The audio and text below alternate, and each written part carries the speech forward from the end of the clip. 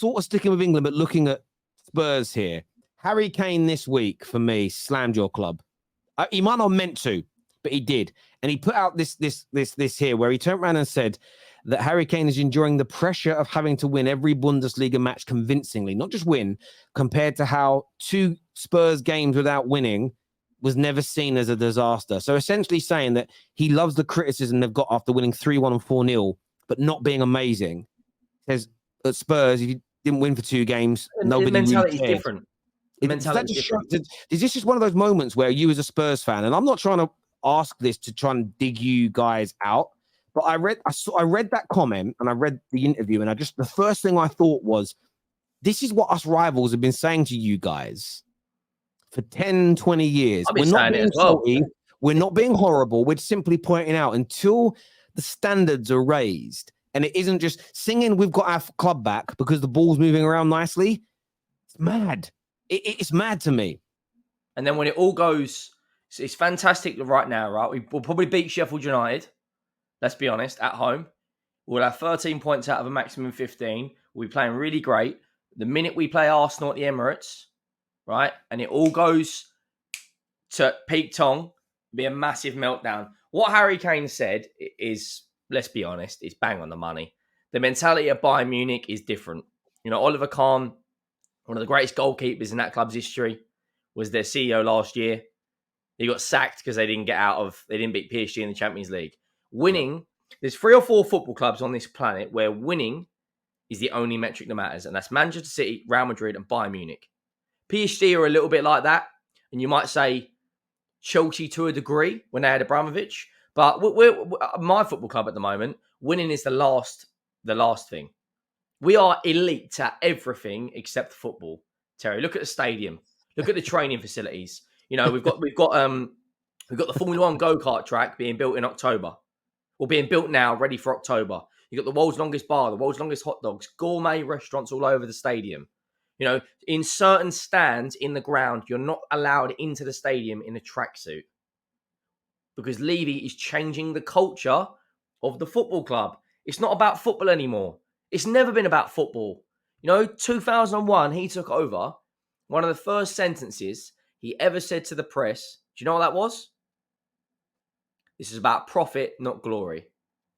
You can Google that and you can find that exact quote. So if Harry Kane's gone to one of the biggest football clubs, probably 3rd or 4th biggest football club on the planet, you know, whatever order you want to put it in, Man United, Barca, Bayern, you know, Madrid, whatever.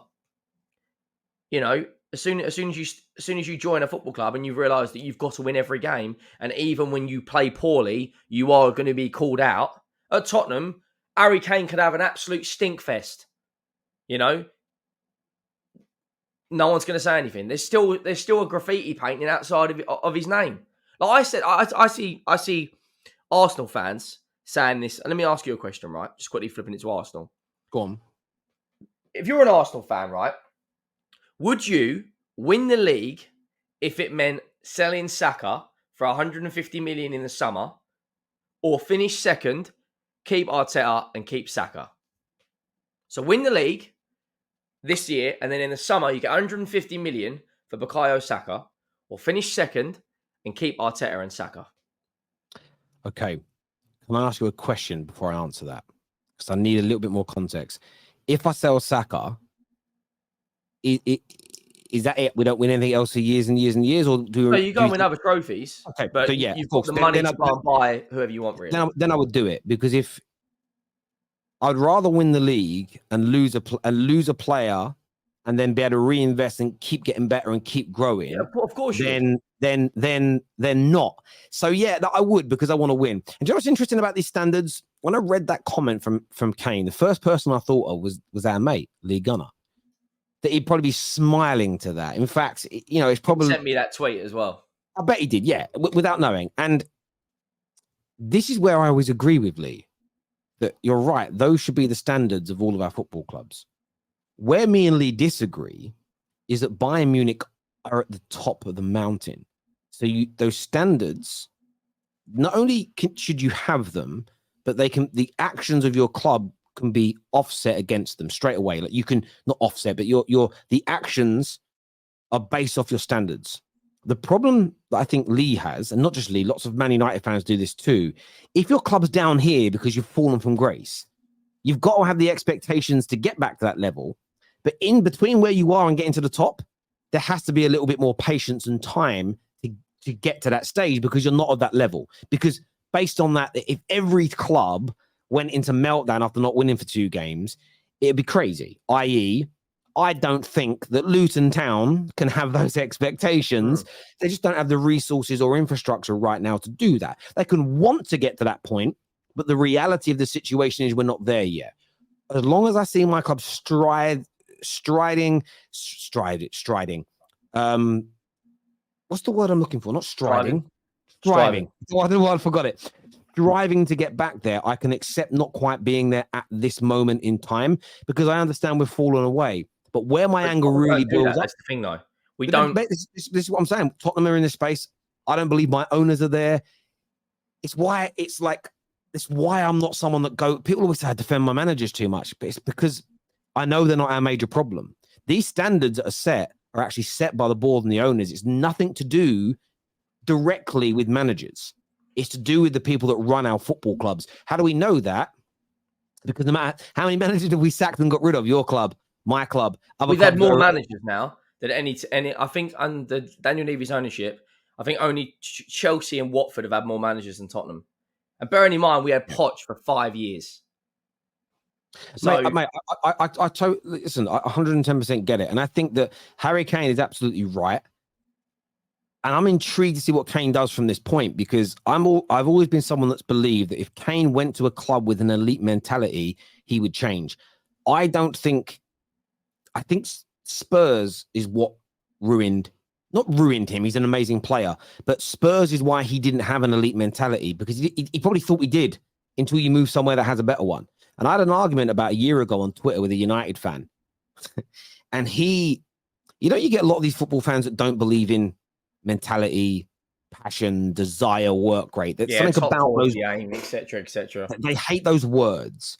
But I remember talking to him and I said, do you really, I don't know how we got into the conversation, but essentially I said, do you actually believe that the day-to-day behaviors, and this was prior to Ten Hag, because it was more than a year ago, do you think the day-to-day behaviors in the Man United dressing room and training ground is it the same standard that City is and Liverpool's has been at for the last 5, 6, 7 years? And he said, yeah, there'll be no real major difference. And it's just one of those moments where I couldn't even express in a tweet how I felt because I was just laughing. I'm like, that's just one of the most stupidest takes I've ever heard in my life, ever. Because if the application was the same, the teams wouldn't be that far apart. I actually think as well, sometimes we overstate how much better one group of players is compared to another based on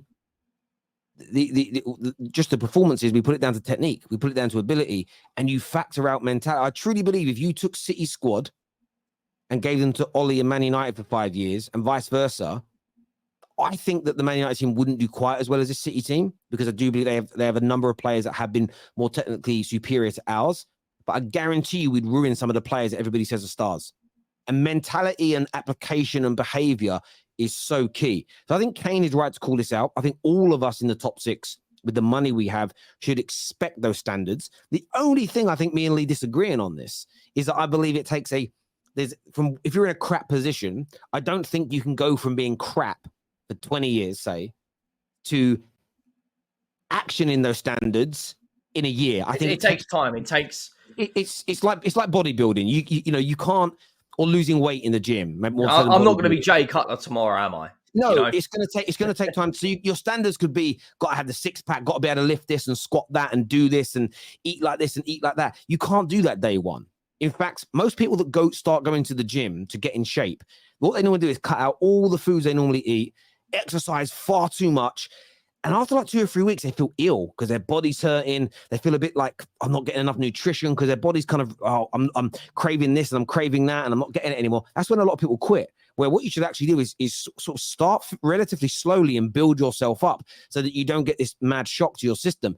And I always look at building a business in that way sometimes, getting a club. If your club's been amazing and had 1-2 bad years, it's quick to turn it around. But when you've been a decade, 20 years or more, out of where the standards haven't been that high, it takes a while to change things. But sometimes as well, it's because Everyone who's currently working at the club ain't used to working that hard. I don't know about you, if you've ever had like a new manager comes in into a job you're doing, where suddenly they want everybody to work 20, 30, 40% harder, and everyone's been slacking. It's a shock to the system, isn't it? A shock it is. It's like, what the hell's going on? And if you've had a team that have been able to get away with crap for years, turning that round, it's like turning an oil tanker. So I agree with Harry Kane. I agree with the standards. I just think there needs to be some patience with how quickly it takes to get there. Well, on just one last thing on it, I don't think Tottenham will ever be a serious football club while this ownership is here. I think that the aim will always be top 4 because that generates the most money. I think if you win the League Cup, you get $500,000, and I think you get 3 or 4 million to win the FA Cup. Why is Daniel Levy going to prioritise that over getting 30, 40, 50 million in the Champions League? When we went toe to toe all the way to the final of Liverpool, the club generated over £100 million from that Champions League campaign, and then we went and bought absolute trash bags like Ndombele, Lo Celso, Ryan Sessegnon, etc. I think the mentality will always be to get in the top 4. I mean, we saw it. Ange's never made more than 4 changes in a cup competition throughout his entire career. First game in the cup, he makes 9 against Fulham. 9 changes. That for me, I don't care what anyone says. That's strike 1. You get 5 strikes and you're out. We haven't won a major trophy in 16 years against Fulham at the transfer window hadn't even finished. The Champions League draw hadn't even been drawn, and we're already out of a cup. You know what's crazy? And it wound me. I'm not a Spurs fan, but it wound me up. Like, if you look at the draw for the next round, Newcastle and City play each other, Chelsea and Brighton play each other, Brentford and Arsenal play each other. You could theoretically have City, Arsenal, and you probably want Brighton going out more than Chelsea, but you literally could have 2 or 3 more big teams go out, and that tournament suddenly opens up. And look at Man United's run to the final last year. It wasn't the hardest, but it wasn't the hardest because all the teams kept on getting knocked out. To not take it seriously. But again, I still think that comes from your board. It's like, listen, don't worry about this trophy. Try and get into the top 5 this year, because that Champions League money is worth a lot more to us than a trophy. And it's put that in your trophy cabinet. Yeah. What about Wenger for the England job? Yeah, listen, I'll say this about Wenger. Wenger is retired. Let him pass. Man's out to stud now. He's done out here. I'm going to come to some more super chats in a minute.